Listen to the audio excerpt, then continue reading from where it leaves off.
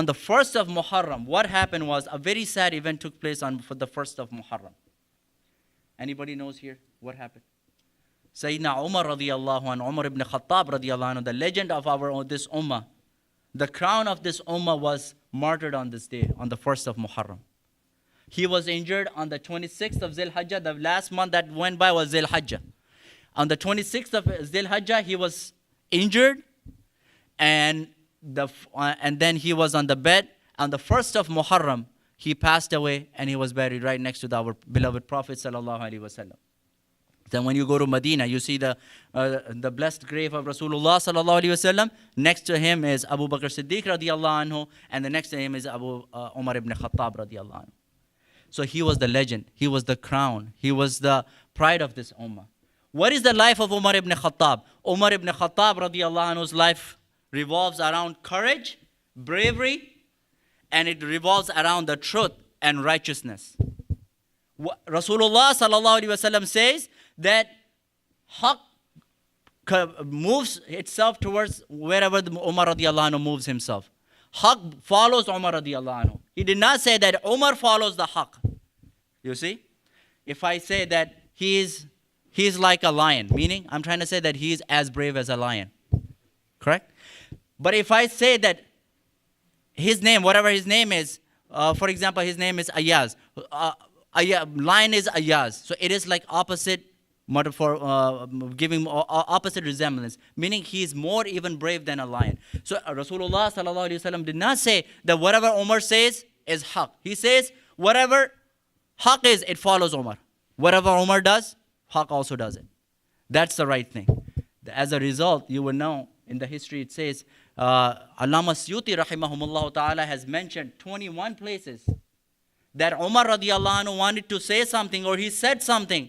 And Allah subhanahu wa ta'ala, exact same way he revealed the ayat of the Quran. Let me tell you a few examples. One time, Umar radiallahu anhu told Rasulullah sallallahu alaihi wasallam that we should pray at Maqam Ibrahim. Who knows what Maqam Ibrahim is? So a few people know what Maqam Ibrahim is. So Maqam Ibrahim is the place, is the stone on which Ibrahim alayhi salam stood and he built the Kaaba. And then from the same very stone, he called people to come for Hajj. So when you go for Hajj, you do the tawaf, you see Maqam Ibrahim. So one time, Umar radiallahu anhu said, Ya Rasulullah, I wish we could pray next to Maqam Ibrahim. We should make this place of the prayer.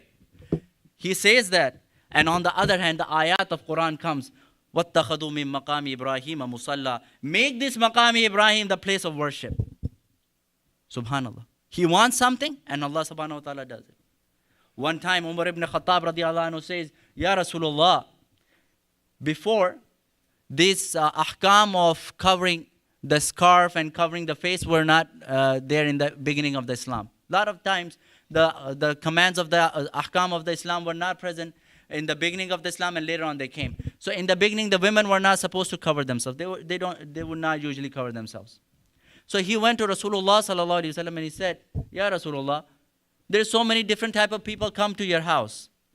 And I see your wives have not covered themselves. They come right in front of them. So I wish they would cover themselves. Umar radiallahu anhu says that. On the other hand, the ayat of the Quran comes and he says that O Prophet, tell your women to cover their faces. One time Umar radiallahu anhu was in his bedroom in the Zohar time. And he was resting.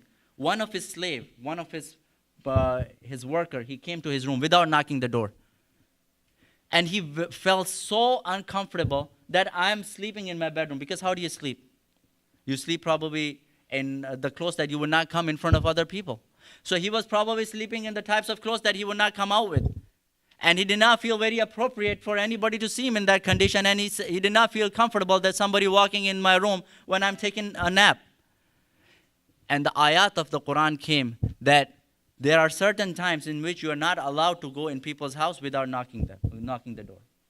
Subhanallah. Umar radiallahu anhu thinks something and he comes. One time a Jewish person, he came to Umar radiallahu anhu and he said, we are the enemies of Jibreel is our enemy. We are his enemy and he is our enemy. Why?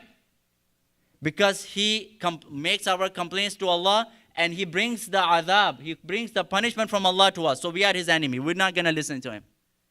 And Umar ibn Khattab said, whoever is the enemy of Allah, his angels, his messenger, Mikael and Jibrail, whoever is the enemies of these people, he is the enemy of Allah.